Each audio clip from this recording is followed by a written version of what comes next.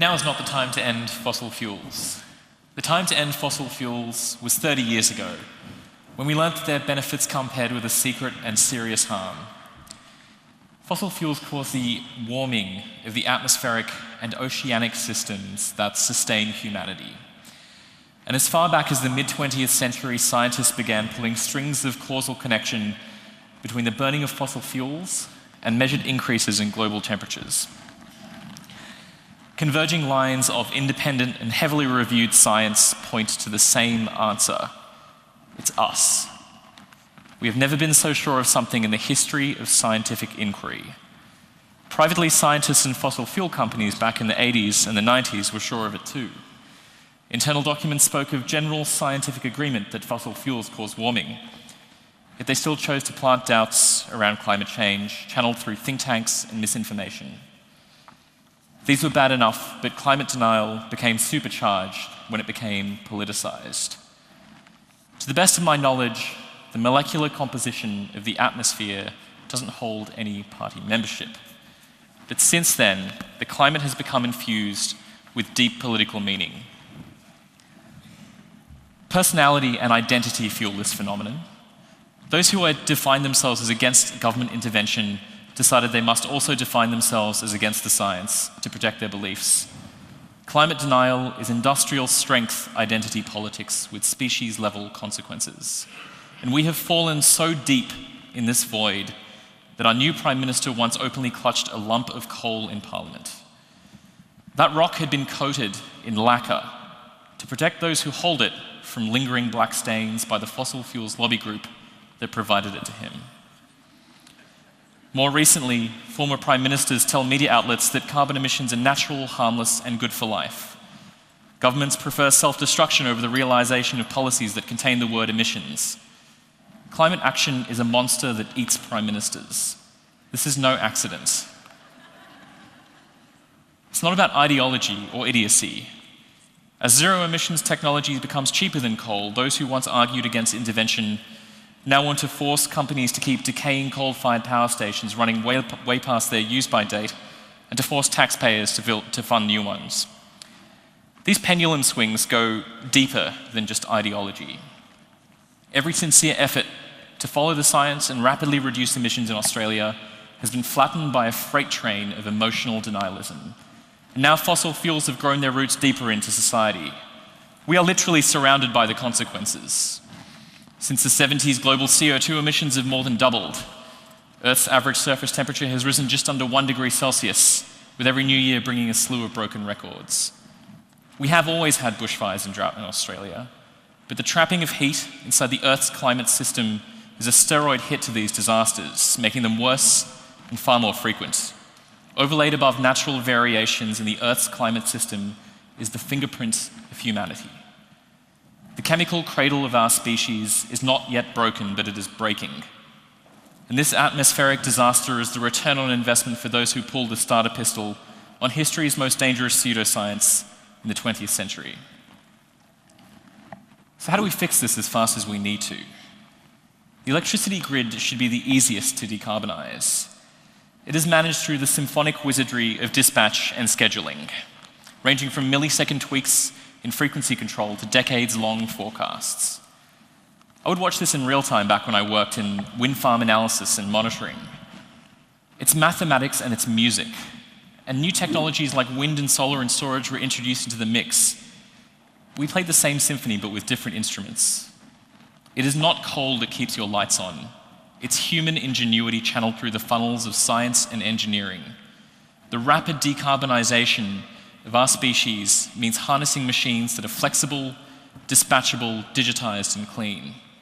And at the end of each wind farm monitoring shift, I'd walk past the morning papers, butchering the math with clumsy misinformation. A memorable example was the 2016 blackout in South Australia. That was blamed solely on wind farms, despite being caused by a cascade of failures and triggered by a storm.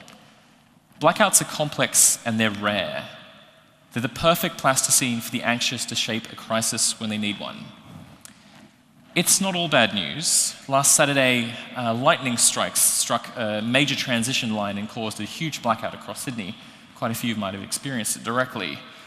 A former major party leader and near Prime Minister blamed that one on immigrants. So I'm happy to wear responsibility for this one if it brings a brief welcome reprieve to zero emissions technology. On behalf of brown people everywhere, I am truly sorry for commanding those lightning strikes. Please forgive me. It's easy to jabber sticks in the spokes of urgent invention. Ask the anti-vaccination lobby about this. We've been going slow at decarbonisation, not because we are incapable of going fast, but because it is so easy to sabotage change. Without these delays, we could be a global technological powerhouse.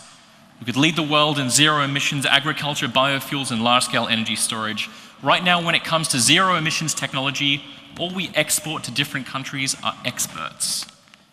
Now we're told that we should wait until bills are lower before we act on climate.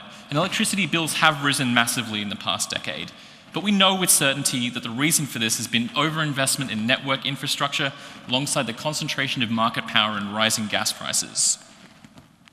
Energy experts know this, but they're mysteries to everyone else. And it's easy then to lie and say this is caused by wind turbine solar panels and emissions reductions policies. These messages really hit home. We lost world-leading carbon regulation because price rises due to network spending coincided with its introduction, and the majority of us turned against it.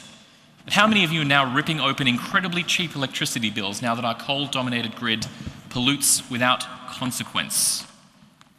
How disgustingly simple it is for the cruel and the callous to destroy fragile climate policy.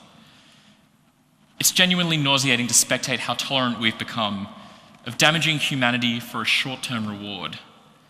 The bills and the emissions dichotomy is fictional. Emissions are also the cost of electricity, but they're costs that we consciously choose to defer onto other people in the world more exposed to the impacts of climate change, to teenagers, children, and a cohort of people yet to be born. It is not untrue to say that detaching our species from fossil fuels quickly will come at a cost, including job losses. Those jobs could have been fairly transitioned if we started decarbonising when we should have back in the 80s and 90s. There is already broad public support for the rapid transition, with the latest Lowy Institute poll finding that 84% of Australians support a government focus on renewables, even if it means more investment in infrastructure, and nearly 60% support immediate action that involves significant costs.